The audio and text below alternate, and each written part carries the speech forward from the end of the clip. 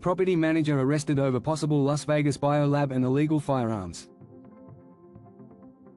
Ori Solomon managed the property linked to a suspected illicit biological lab in Las Vegas. Authorities found a large cache of illegal firearms at Solomon's residence during the search. Solomon was arrested over the weekend amid federal investigations into the biolab operation. The federal complaint highlights the seriousness of the firearm charges against Solomon. Subscribe to CNA Current News Affairs for stay updated with the latest news.